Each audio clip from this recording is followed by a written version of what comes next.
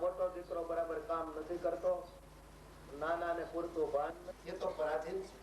અને પરાધીન વ્યક્તિ આમ પડ્યા પડ્યા ચિંતા કરે, એનું નામ હું પણ નથી તો કોણ? હું પણ ભાઈ આ જગત નું સંચાલન કરવું બીજું છે. અને કદાચ તમે તો અત્યારે ચિંતા કરો છો, પણ તમે ચિંતા નહીં કરતા હો અને નહીં હશો ને તો આ બધું આમનામ ચાલવાનું. નરસિંહ મહેતાએ કહ્યું કે હું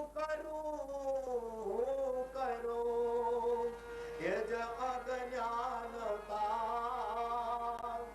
શકટનો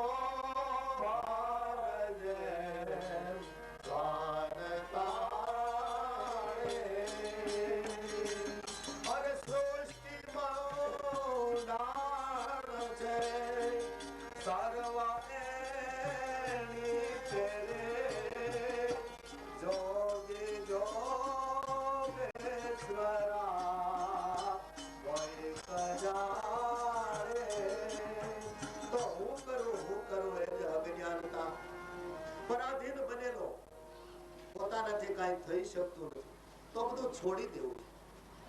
ગાડા નીચેના કૂતરાની માફક જીવન આ મિથ્યા છે. માં પછી તો વૃદ્ધ શરીર થાય, ઘરમાં કોઈ એનું માન અપમાન આવું બધું થયા કરે. કૂતરાની માફક ઘરમાંથી એના તરફ અન્ન ફેંકાય.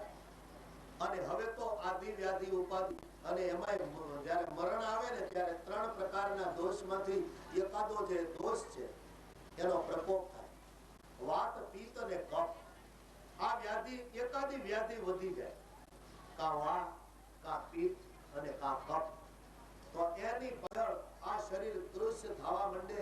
હવે તો કોઈ રીતે મૃત્યુ આવતું નથી અને ચારે બાજુ ધ્રતિ કરે, બધાને બોલાવે, સગા સ્નેહીઓ, નાના મોટા, ભાઈ ભાંડુ જે કોઈ, અને બધાને બોલે, એ બધા આવજો, પણ બોલાતું નથી. દૂર દૂર અવાજ આવે. પોતાના હાથમાં કાંઈ નથી, કબજામાં કાંઈ નથી, એવું તો માન્યા છતાં પોતે માથે હાથ મુકાવીને એમ કે તું મારી પાસે એમ કે હું નાના ને બરાબર સાચું. એટલે ભાઈ સચવા છે, તમે નહીં કહો તો એ સાચવવાના. આવી આવી માયા જાગે. આ તો સ્વાભાવિક છે ભાઈ, આમાં ટીકા નથી, કોઈની નિંદા. પણ મૃત્યુ વખતે આવા સ્વાભાવિક તરંગો ઉઠે કે આ નાનો છોકરો ગાંડા ઘેલા જેવો છે, કોઈ નહીં સંભાળે તો બધા મારા માથા ઉપર હાથ મૂકી અને આ છોકરાઓનું મને વચન આપો કે આ છોકરાને અમે ભૂખ્યો દુખ્યો નહીં રહેવા દે. એટલે ભાઈ આપણે આવી કબૂલાત કરનારા કોણ? એ તો ઉપર બેઠો. જેને જગત નું ભરણ પોષણ કરવું છે એ પરમાત્માની આ તમામ જવાબદારી. પણ આ સંસારના સંઘાતમાં આપણને આવી બધી ભ્રમણાઓ થાય અને મૃત્યુને શરણ થાય. મૃત્યુને શરણ થાય ને ત્યારે સ્નેહી જનો રડવા માંડે. કોઈ વળી એમ કહે કે બરાબર છે, ભાગશાળી હતા એટલે વયા ગયા, નહીતર આ રોગમાં દુઃખી થતા. હવે પાપ કર્યું હોય એટલે ભયંકર યમના દૂતો આવે અને જીવને પકડે, તેને ત્રાસ પમાડે, મુજગરના માર મારે. પુરાણો એમ કહે છે કે લોઢાની હથોડીથી મારતા જાય, પાપી હોય તો. અને એમ કરતા કરતા એને યમપુરીમાં લઈ જઈ ત્યાંના કૂતરા અને ગીધડાની પાસે એને યાતનાઓ કરાય. અને પછી આમ કરતા કરતા એના પાલનો બહુ આવે, રવ રવ નરક, લિપ્ત તામ્ર, એમાંય તે પેલી વૈતરણી. તો આવા બધા નરકોની અંદર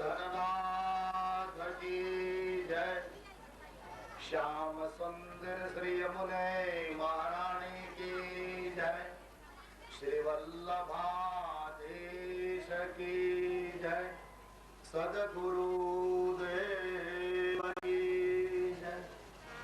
શ્રી રામચંદ્ર ભગવાન કી જય, પવન સુત હનુમાન કી જય, ઓમ નમઃ પાર્વતી પતયે હર હર મહાદેવ.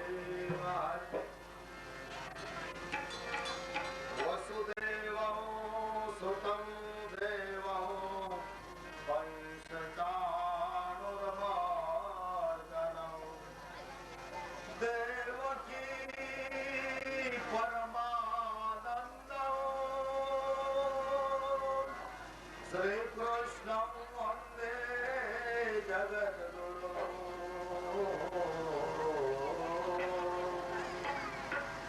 શ્રી કૃષ્ણાય ગોવિંદાય હરે પરમાત્મને. શ્રી કૃષ્ણાય ગોવિંદાય હરે પરમાત્મને. પ્રણત ક્લેશ નાશાય પ્रणत कलेश नाशाय श्री वासुदेवाय नमः. गुरुर्ब्रह्मा गुरुर्विष्णु गुरुर्देव महेश्वर गुरुर्साक्षात् परब्रह्म तस्मै श्री गुरुवे नमः. श्री द्वारिकाधीश की जय. श्री शुकोवाच इदं पवित्रं परमित चैष्टितं यस्य मायुष्यमधोदमार्जनम् यो नित्यदास कर्मणं करोनुकीर्तयेत् धन्योऽस्म्यहं कौरवं भक्तिभावतम्. સુખદેવજી મહારાજ આ કથા પરીક્ષિત રાજાને સંભળાવે છે, જેણે સંસારમાંથી નિવૃત્તિ લીધી છે અને પરમાત્મા તરફ પ્રવૃત્તિ જોડી છે. નૈમિષારણ્યમાં પણ આ કથા ચાલે. સુત પુરાણીજી આ કથા શૌનક આદિ મુનિઓને સંભળાવે છે. એક બાજુ ત્રીજી કથા ચાલે છે, એ પણ ગંગાજીનો પવિત્ર કિનારો મૈત્રેય જેવા મહાન વિદ્વાન મુનિ મહારાજ આ કથા વિદુરજીને સંભળાવે છે. કથાની ત્રિવેણી આપણા કાન સુધી પહોંચી રહી છે. પરમાનંદ થઈ રહ્યો છે. આકાશના દેવો પણ પરમાત્માની પ્રશસ્તિના પુષ્પો વેરે. કથાનો પ્રસંગ છે. કનખલ ક્ષેત્રમાં દક્ષ પ્રજાપતિના યજ્ઞનો વિધ્વંસ થયો છે. દક્ષ પ્રજાપતિનું મસ્તક કાપવામાં આવ્યું છે. ફરીવાર તે મસ્તકને જોડવામાં આવ્યું છે અને સદાશિવની સ્તુતિ કરી, સદાશિવને પ્રસન્ન કરી બધા દેવો પોતપોતાના સ્થાને સિધાયા છે. અરે વિદુર, આ શંકર ભગવાનનું પવિત્ર ચરિત્ર યશ આયુષ્યની વૃદ્ધિ કરવા વાળું છે. જે સાંભળે તેનું કીર્તન કરે અને સંભળાવે તેના તમામ પાપનો નાશ થાય છે.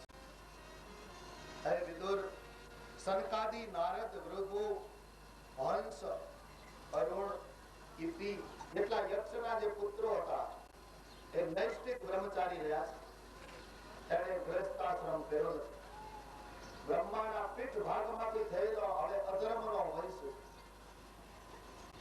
અધર્મને મૂછ્યા.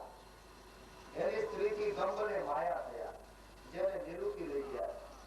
તેનો લોભ, શર્ટ, તેનો ક્રોધ થયા, તેનો હિંસા, તેનો કલીને કુરુક્તિ, તેનો ભય, તેનો મૃત્યુ, તેની યાતના વગેરે પુત્રો થયા. અધર્મનો વંશ કોઈ 3 વાર સાંભળે તેનો ત્યાગ કરવાની ઈચ્છા કરે એ અધર્મમાંથી મુક્તિ બને છે. હવે સ્વયંભૂ મનુનો પવિત્ર વંશ સંભળાવવામાં આવે છે. મનુને પ્રિયવ્રત અને ઉતાનપાદ નામના બે પુત્ર થયા છે. ઉતાનપાદ નામના રાજાને સુરુચિ અને સુનીતિ નામની બે રાણીઓ છે. સુરુચિ એ રાજાની માનીતી રાણી અને બીજી સુનીતિ હતી તે રાજાને અણમાનીતી રાણી છે. બેના નામની પાછળનો થોડો હેતુ વિચારજો, એના અર્થો જો. સુરુચિ અને સુનીતિ. જોજો, માણસને સુરુચિ પ્રિય લાગે. રુચિનો અર્થ છે આ મનને જે ગમે તેનું નામ રુચિ. મનને જે ગમે એટલે રુચિ. ઘણી વાર અંદર ભીતરનું ભયંકર હોય અને છતાં ઉપરથી બાહ્ય દેખાવ જેનો સારો હોય, મનને ગમી જાય તો એનું નામ સુરુચિ. સુનીતિ એટલે ઋષિમુનિઓએ જે ચીલા કર્યા, ઋષિમુનિઓએ જે રીતિ રિવાજો બનાવ્યા, ઋષિમુનિઓએ જે આચાર સંહિતાને ઘડી, એનું નામ સુનીતિ. તો નીતિ ઘણાને નથી ગમતી. નીતિ બહુ પસંદ નહીં આવે, પાળવાની ઈચ્છા થશે પણ